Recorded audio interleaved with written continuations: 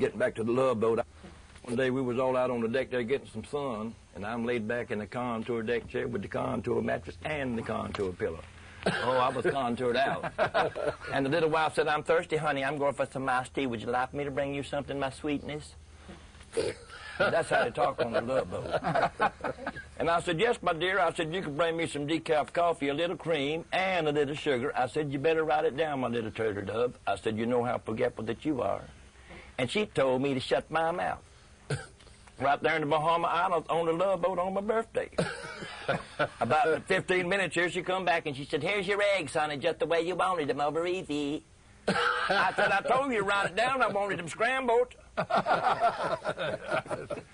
You wouldn't pull something like that. Reed's supposed to sing. I got all the dirty songs in this album. Well, you do have some good ones in there. What's that? No, I'll tell you what happened. You guys, when they were passing them out, they gave me all the dirty ones, you know. What's the one to do with Lord, ain't it hard when it ain't? Yeah, Lord, ain't it hard when it ain't. Now, why would the youngest guy of all of you guys be singing that? I wonder if maybe y'all were a little paranoid. It just wasn't No, your day. I think in all probability somebody peeked. Oh, Lord, I hope not.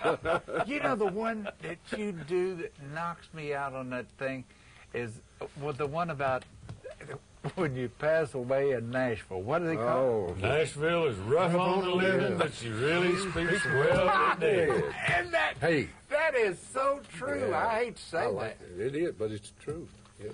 Can you do it? Yeah, if I had the words. I know the words. All right, come on, Barry. No, I don't know all the words. Well, I'll sing it with you. Just do a little bit of the words. That's a good song. What's it, in D? You ever seen such a big old cup I drink? I see myself.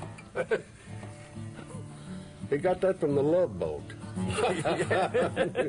They observed 20 seconds of silence at the Opry on Saturday night. And they're searching the bars and the basements for some souvenir of his life. Well, they're planning the book for September, showing his plain country roots. They're selling the rights to the movie. I missed that melody, and the Hall of Fame's getting his boots. At the funeral, someone recited a poem that told how he suffered and bled.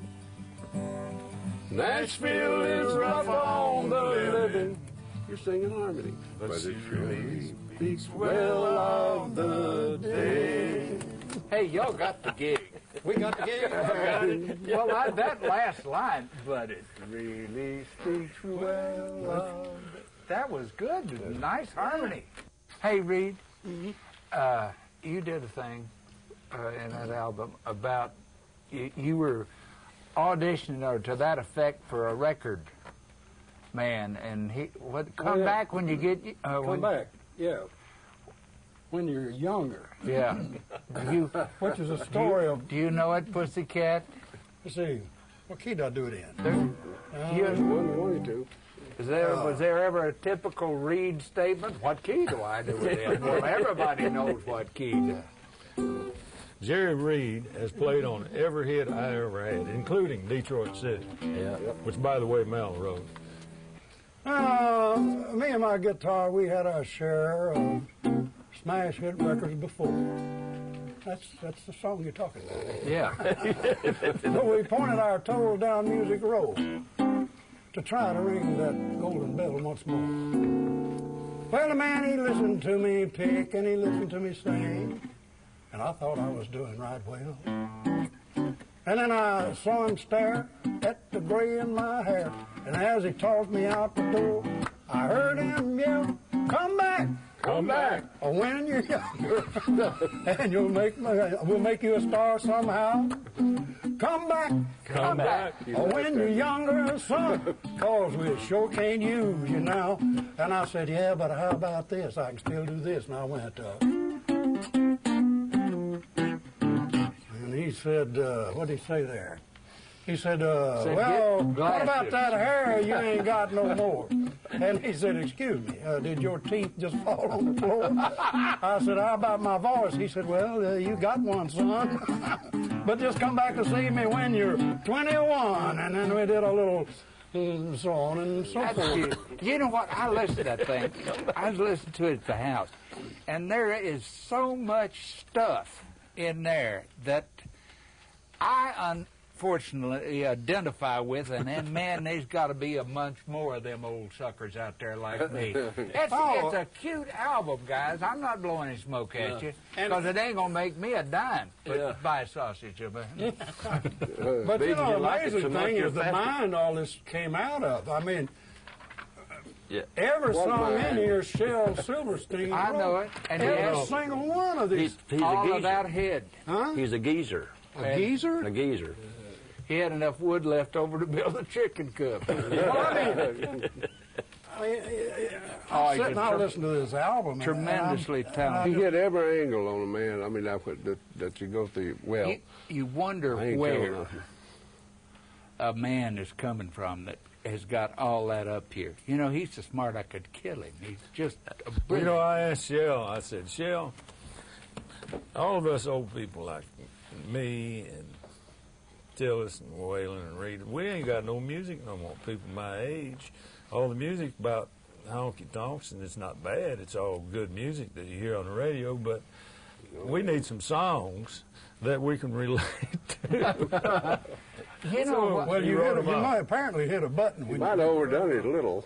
People our age, we got our own music now, the old dog music. Well, listen, it's just dandy and fun. I sat there in that living room and died. I mean, funny stuff. I hate to say that because I know there's Shel's in the control. There's nobody on earth I appreciate like a writer, because I never was a writer. I can sit around and I can do guitar stuff, and the songs that I wrote just sort of, like Willie said there, hung out there in the air somewhere, and you reach up God says, you can have this one, and you're lucky. But Shel, I told him when I said, I hate you, Shel Silverstein. I said, look at my situation.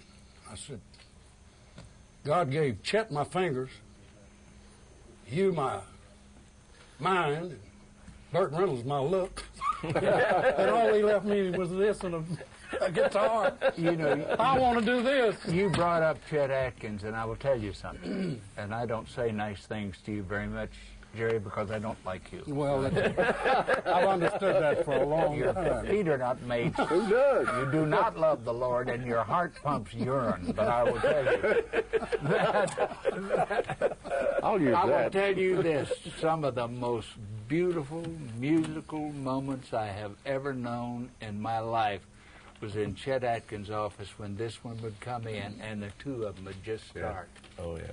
And But Chet's involved in All of us. so many of our lives. All of us. He kept my first hits, Waylon's, everybody. Fact is, all of us guys are really tied in together.